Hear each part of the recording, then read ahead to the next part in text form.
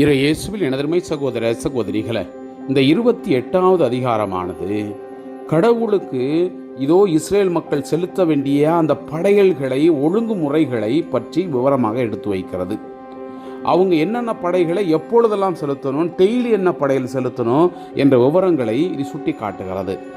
அது மட்டுமல்ல, ஓய்வு நாளில் அவர்கள் செலுத்த வேண்டிய படையல்கள், அது மாத பிறப்பின் போது ஒவ்வொரு மாதமும் அவர்களுக்கு செலுத்த வேண்டிய படையல்கள், அப்புறம் புளிப்பற்ற அப்ப விழாவின் போது அவர்கள் செலுத்த வேண்டிய படையல்கள், அந்த 7 நாளும் புளிப்பற்ற அந்த அப்பத்தை மட்டும்தான் அவங்க சாப்பிடணும் என்பதையும், அறுவடை விழாவின் போது அவர்கள் செலுத்த வேண்டிய படையல்கள் என்று ஒவ்வொரு விதமாக அந்த படையல்களை அவர்கள் எவ்வாறு செலுத்தணும், அதில் எவ்வாறு அவர்கள் நியாயமாக இருக்கணும் என்பதை விவரமாக இந்த அதிகாரமானது எடுத்து வைக்கிறது.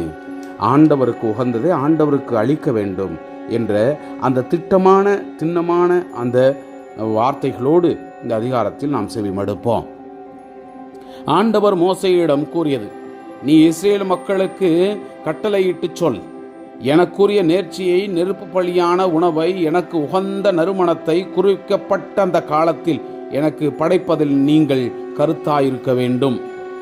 நீ அவர்களிடம் சொல், நெருப்பு பலியாக நீங்கள் ஆண்டவருக்கு படைக்க வேண்டியது அன்றாட எரிபலியாக எந்நாளும் செலுத்த ஒரு வயதுடைய பழுதற்ற 2 ஆட்டுக்குட்டிகள், இவற்றில் ஒன்றை காலையிலும் மற்றதை மாலையிலும் பலியிட வேண்டும்.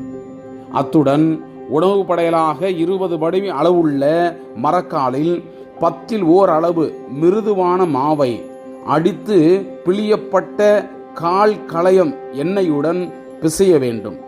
இது எந்நாளும் செலுத்தும் எரிபலியாகும். இது ஆண்டவருக்குரிய நெருப்பு பலியாகவும் உகந்த நறுமணமாகவும் சீனாய் மலையில் ஏற்படுத்தப்பட்டது. அத்துடன் ஒவ்வொரு ஆட்டுக்குட்டிக்கும் 1/4 கலயம் வீதம் நீர்மப்படையல் நீங்கள் செலுத்த வேண்டும். ஆண்டவருக்கு நீர்மப்படையலாக திருவுறவிடத்தில் திராட்சை ரசத்தை ஊற்ற வேண்டும். மற்ற ஆட்டுக்குட்டியை நீங்கள் மாலையில் பலியிட வேண்டும். காலையில் உள்ள உணவு படையல் போன்றும் அதன் நீர்ம படையல் போன்றும் அதை நெருப்பு பலியாகவும் ஆண்டவருக்கு உகந்த நறுமணமாகவும் நீங்கள் படைக்க வேண்டும். ஓய்வு நாளில் 1 வயதுடைய 2 ஆட்டுக்குட்டிகளையும் உணவு படையலாக எண்ணெயில் பிசைந்த 20 படி மரக்காலில் 10 2 அளவு மிருதுவான மாவையும் அத்துடன் நீர்ம படையலையும் செலுத்த வேண்டும். எந்நாளும் செலுத்த அந்த எரிபலியும் நீர்ம படையலும் நீங்களாக இது ஒவ்வொரு ஓய்வு நாளிலும் செலுத்தப்பட வேண்டிய எரிபலியாகும். மாதம் தொடக்கத்தில் எரிபலியாக நீங்கள் ஆண்டவருக்கு செலுத்த வேண்டியவை இளங்காளைகள் 2, ஆட்டுக்கடாய் 1, 1 வயதுடைய ஆட்டுக்குட்டிகள் 7, இவை பழுதற்றவையாக இருக்க வேண்டும். அவற்றுடன் உணவு படைகளுக்காக காளை ஒவ்வொன்றுக்கும் எண்ணெயில் பிசைந்த 20 படி மரக்காலில் 10 3 அளவு மெல்லிய மாவு, உணவு படையலுக்காக ஆட்டுக்கடாய் 1க்கு எண்ணெயில் பிசைந்த 10 2 பங்கு மெல்லிய மாவு, உணவு படையலுக்காக ஆட்டுக்குட்டி ஒவ்வொன்றுக்கும் எண்ணெயில் பிசைந்த 10 1 பங்கு மெல்லிய மாவு, இவை எரிபலிக்காகவும் ஆண்டவருக்கு உகந்த நறுமணமான நெருப்பு பலிக்காகவும் இருக்க வேண்டியவை. அவற்றின் நீர்ம படைகளுக்கான திராட்சை ரசம் காளை 1க்கு 1/2 கலயம், ஆட்டுக்கடாய் 1க்கு 3 1 கலயம், ஆட்டுக்குட்டி 1க்கு 1/4 கலயம் என்ற அளவில் இருக்க வேண்டும். இது ஆண்டின் எல்லா மாதங்களிலும் ஒவ்வொரு மாதத்திற்கும் உரிய எரிபலியாகும். எந்நாளும் செலுத்தப்படும் எரிபலியும் நீர்ம படையலும் நீங்களாக பாவம் போக்கும் பலியாக ஆண்டவருக்கு ஒரு வெள்ளாட்டுக்கடாய் செலுத்த வேண்டும். முதல் மாதத்தில் 14ஆம் நாள் ஆண்டவரின் பாஸ்கா ஆகும். இந்த மாதத்தில் 15ஆம் நாள் திருவிழா ஆகும். 7 நாட்களும் புளிப்பற்ற அப்பமே உண்ண வேண்டும். முதல் நாளில் திருப்பேரவை கூட்டப்படும். கடின வேலை எதுவும் நீங்கள் செய்யக்கூடாது. ஆனால் நெருப்பு பலி ஒன்றை, எரிபலி ஒன்றை ஆண்டவருக்கு செலுத்த வேண்டும். இதற்கு வேண்டியவை இளங்காளைகள் 2, ஆட்டுக்கடாய் 1, 1 வயதுடைய ஆட்டுக்குட்டிகள் 7, இவை பழுதற்றதவாய் இருக்க வேண்டும். அத்துடன் உணவு படையலாக எண்ணெயில் பிசைந்த மிருதுவான மாவு, காளை 1க்கு 6 படியும் வெள்ளாட்டுக்கடாய் 1க்கு 4 படி அளவுமான நீங்கள் படைக்க வேண்டும். 7 ஆட்டுக்குட்டிகளில் ஒவ்வொன்றுக்கும் 2 படி அளவு வீதம் படைக்க வேண்டும்.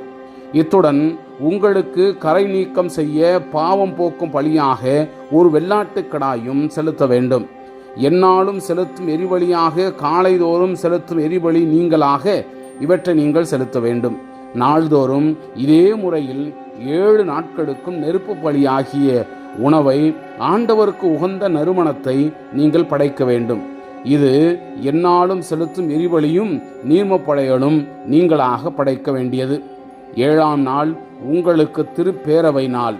அந்நாளில் நீங்கள் கடினமான வேலை ஏதும் செய்யக்கூடாது.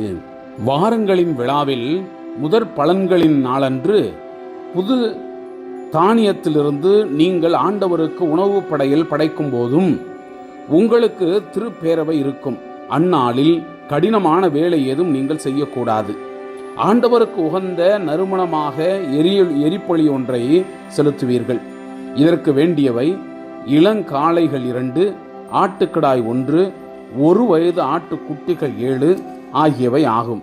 அத்துடன் உணவு படையலாக எண்ணெயில் பிசைந்த மெல்லிய மாவுகளை ஒன்றுக்கு 6 படியும் ஆட்டுக்கடாய் ஒன்றுக்கு 4 படியுமான அளவில் இருக்கும். 7 ஆட்டுக்குட்டிகளில் ஒவ்வொன்றுக்கும் 2 படி மாவு என்ற அளவில் இருக்கும். மேலும் உங்களுக்கு கரை நீக்கம் செய்ய வெள்ளாட்டுக்கடாய் 1 தேவை. இவையும் இவற்றின் இனப்படையலும் எந்நாளும் செலுத்தும் எரிபலியும் அதன் உணவு படையலும் நீங்கள் படைக்க வேண்டும். இவை பழுதற்றவையாய் இருக்க வேண்டும். Praise the Lord. இயேசுவுக்கே புகழ். மரியே வாழ்க.